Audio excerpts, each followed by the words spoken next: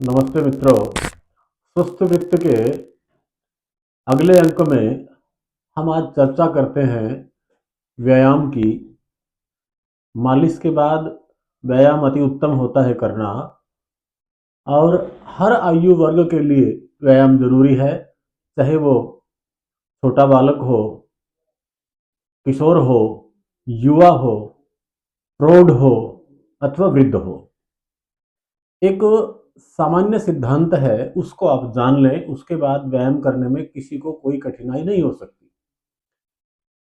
जब तक बच्चा 8 वर्ष का होता है तब तक उसको व्यायाम करने के लिए आप कभी भी फोर्स ना करें, दबाव न डालें। बच्चा अपनी मर्जी से, अपनी मौज में, अपने आनंद में जितना भी व्यायाम करता है उसको करने में।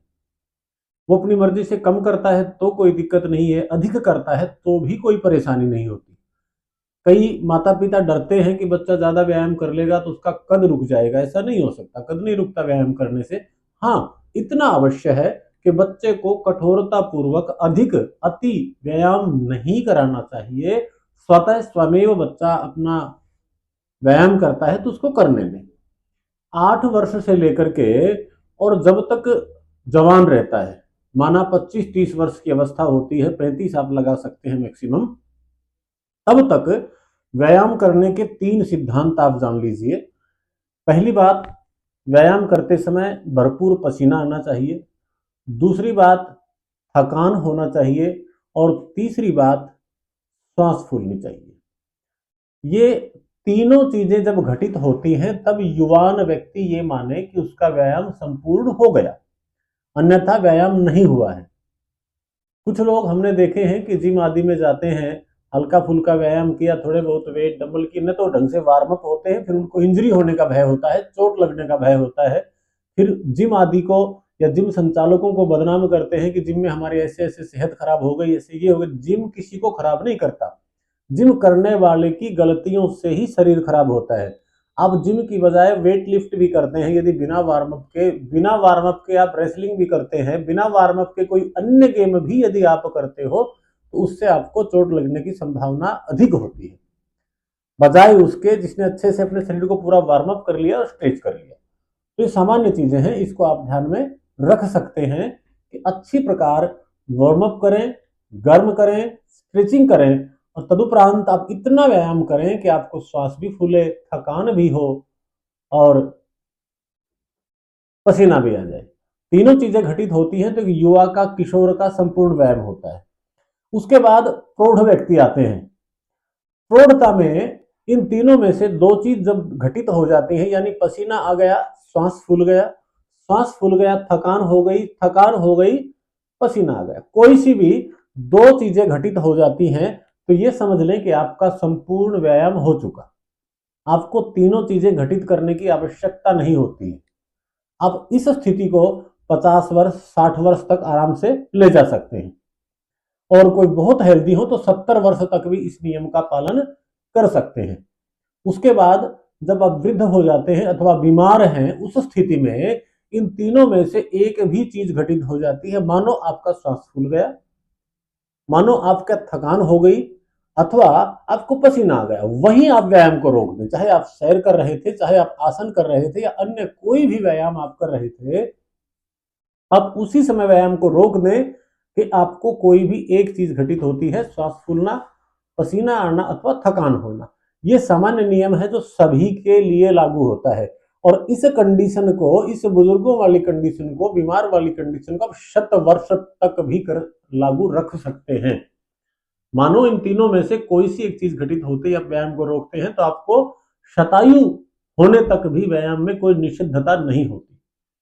अगली बात, जिन्हें कोई रोग है, क्रिटिकल कंडीशन है, उस स्थिति में आप अपने वैद्य, चिकित्सक, हकीम, डॉक्टर की सलाह से ही अपना व्यायाम करें।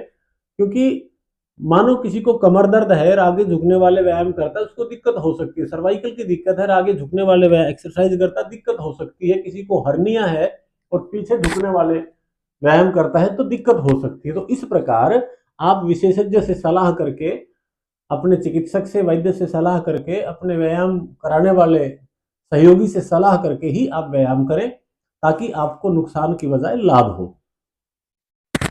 अब हम चर्चा करते हैं कि व्यायाम करे कौन सा। ये हर व्यक्ति की स्थिति के अनुसार अलग अलग हो सकता है। कोई बच्चा खेल करता है, खिलाड़ी है, तो वो अपनी फील्ड का व्यायाम करे, अपने कोचेज के मार्गदर्शन में अपना व्यायाम करे। बाकी किसी को हेल्दी रहना है तो कोई जिम में भी जा सकता है, लेकिन मैंने जैसे आपको पहले भी बताया कि अच्छी प्रकार वार्म अप करने के बाद ही आप किसी वेइंग मशीन को, किसी एक्सरसाइज को आप हाथ लगाइए। उससे पहले आप वेट बिल्कुल भी न करें। यदि आप आसन करते हैं तो आसनों में भी सामान्यतया योगिक जॉगिंग आदि पहले करें, या हल्की दौड़ लगा लें 1.5-2 किलोमीटर की, जिससे आपका शरीर व्यायाम करने के लिए तैयार हो जाता है। अथवा आप दौड़ भी नहीं लगा सकते हैं तो सूक्ष्म व्यायाम की क्रियाएं आप पूर्व में करें, जिससे आपका शरीर व्यायाम करने के लिए तैयार हो जाता है। छोटी छोटी क्रियाएं होती हैं। ये पुस्तक आती है हमारी योग साधना योग चिकित्सा रहस्य है। इसके अंदर बहुत सारी एक्सरसाइजेज बताई हुई हैं, खास करके आसन से लेकर के सूक्ष्म व्यायाम से लेकर के। तो ये सूक्ष्म व्यायाम का इसमें पूरा पैकेज दिया हुआ है।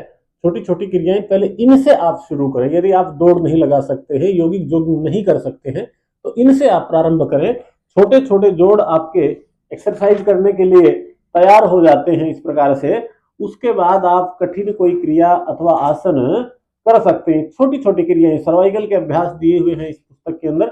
बहुत उपयोगी पुस्तक है, जबरदस्त पुस्तक है, छोटी सी पुस्तक है, लेकिन काम की बहुत है।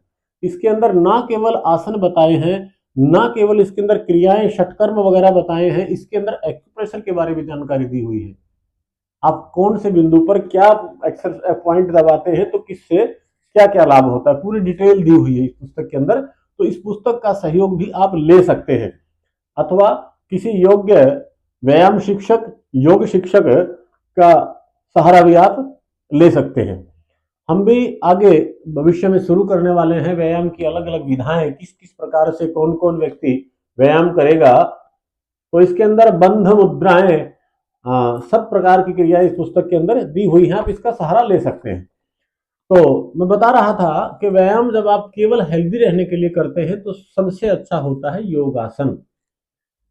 योगासन में न केवल आपका शरीर मजबूत होता है, आपका शरीर फ्लेक्सिबल भी होता है, लचीला भी होता है। और ना केवल लचीला होता है, आसन करते समय प्राण की भी रिदम के साथ आसन किए जाते हैं, प्राण को जोड़ करके किए जाते हैं, तो आपका प्राणायाम भी साथ साथ होता है। इसीलिए इनको योग आसन कहा जाता है। भिन्न भिन्न जानवरों की तरह से मुद्राएं बनती, जैसे मंडूक आसन मेंढक की भांति है, कोई किसी पर कोई पर्वत आसन पर्वत की स्थिति बनती है, कोई सूर्य नमस्कार। और अच्छा देखिए, सूर्य नमस्कार आसन में 7 पोज होते हैं। इसको यदि आप कर लेते हैं ना, तो इसमें सारे व्यायाम हो जाते हैं, सारे व्यायाम हो जाते हैं, इसमें सर्वांगीण व्यायाम हो जाते हैं। 7 स्थितियां होती हैं, 12 है इसके अलग अलग पोज होते हैं जो 7 बार में पूरे हो जाते हैं। देखिए 1 और 2, और अगले पृष्ठ में 3 और 4, 5 और 6 और 7। फिर 8वां उसी ये दक्षिण अश्व संचलन, जैसे एक पैर से पीछे जाते फिर दूसरे से जाते हैं। फिर 9वां 10वां पर्वतासन, 8 9 अश्व संचलन, 10 पाद हस्तासन, 11 ऊर्ध्व हस्तोत्तानासन और 12 में प्रार्थना मुद्रा। तो ये सूर्य नमस्कार कोई भी व्यक्ति कर सकता है। जिन्हें अत्यधिक कमर दर्द हो वो नहीं कर सकते क्योंकि आगे झुकना होता है, और जिन्हें हर्निया आदि हो पीछे झुकने वाला नहीं कर सकते क्योंकि इसमें वो भी किया जाता है। तो ये थोड़ा ध्यान रखें। और बहुत वृद्ध हो वो इससे थोड़ा परहेज रखें क्योंकि इसमें खिंचाव ज्यादा पड़ता है, इसमें शक्ति का संधान ज्यादा करना पड़ता है। तो थोड़ा सा आप ध्यान रख करके सूर्य नमस्कार का अभ्यास कर सकते हैं। और एक आसनों का राजा होता है ये शीर्षासन। शीर्षासन जिन्हें खांसी हो, जुकाम हो, आंखों से संबंधित ईएनटी से संबंधित कोई दिक्कत हो, अतिशय बीपी हाई रहता है, अथवा हृदय संबंधी कोई रोग हो, तो शीर्षासन ना करें, अथवा थोड़ी थोड़ी देर से शुरू करके आप इसको धीरे धीरे बढ़ा सकते हैं। 3 मिनट तक बड़े आराम से कर सकते हैं, और जो नौजवान है चाहे 10 मिनट तक भी कर लें, कोई नुकसान नहीं होता। और जो पूर्ण स्वस्थ हैं वो दंड लगाएं। 12 प्रकार की दंड होती हैं हमारे सिस्टम में, 8 प्रकार की बैठक होती हैं, अन्य भी व्यायाम, रस्सा चढ़ना होता है, कोई दौड़ लगाना है, कोई तैरना है, जितनी प्रकार का व्यायाम आप कर सकते हैं आपकी क्षमता के अनुसार। मैंने पहला सिद्धांत बताया था कि थकान, पसीना और श्वास फूलना, इनको विचार करके अपनी आयु के अनुसार आप व्यायाम करते हैं तो आपको कभी भी कोई नुकसान नहीं हो सकता। इस बात का विशेष ध्यान रखें। एक और बात आपको मैं बताता चलूं, जब आप व्यायाम करते हैं उसके बीच में आपको रेस्ट की आवश्यकता होती है तो आप बड़े आराम से थोड़ा विश्राम कर सकते हैं। 1-2 मिनट शवासन अथवा बालासन दोनों को ही आप कर सकते हैं। और व्यायाम करने के बाद में तो आप निश्चित रूप से 2 मिनट से लेकर के 5 मिनट शवासन, बालासन अथवा योग निद्रासन आप अवश्य करिएगा। उससे जो आपको थकान हुई थी, जो एनर्जी का ह्रास हुआ था, उसकी रिकवरी हो जाती है। और उसके 15-20 मिनट बाद में आप कुछ लिक्विड यानी तरल पदार्थ, पौष्टिक तरल पदार्थ आपको लेना चाहिए। और जिनकी बहुत उष्ण प्रकृति है, व्यायाम करने से पहले थोड़ा बहुत कुछ खा सकते हैं, 150 ग्राम, कोई फल के रूप में अथवा कोई ड्राई फ्रूट के रूप में, अथवा 1 चम्मच घृत पान कर लिया। इस प्रकार कोई पौष्टिक पदार्थ आप थोड़ी मात्रा में ले लेते हैं तो आपको करते समय एनर्जी बरकरार रहेगी, एनर्जी बनी रहेगी और आप अधिक शक्तिशाली होंगे। तो मैं समझता हूँ व्यायाम से संबंधित आज की जानकारी पर्याप्त रहेगी। और आपको विशेष इसके बारे कुछ जानना हो, कुछ पूछना हो, कुछ और मशवरा करना हो तो आप हमारे व्हाट्सएप पर लिख करके भेज दें, ताकि आपको इसके संदर्भ में कुछ और बताया जा सके। और हमसे कोई भूल हुई तो उसको भी हम सुधार करके आपको बताने का प्रयत्न करेंगे। वैसे मैंने चेष्टा की कि आपको काम चलाने लायक पूर्ण रूप से व्यायाम के संदर्भ में जानकारी हो चुकी है। और अगली वीडियो हमारी भोजन संबंधी या स्नान के ऊपर हम चर्चा करेंगे। स्नान किस प्रकार से करना चाहिए, स्नान पर रखेंगे। तो उसको यदि आप देखना चाहते हैं, जानना चाहते हैं तो हमारी जुड़े रहें अगली वीडियो सुस्त वृत्त के अगले अंक में। तो आज इतना ही। प्रणाम, धन्यवाद।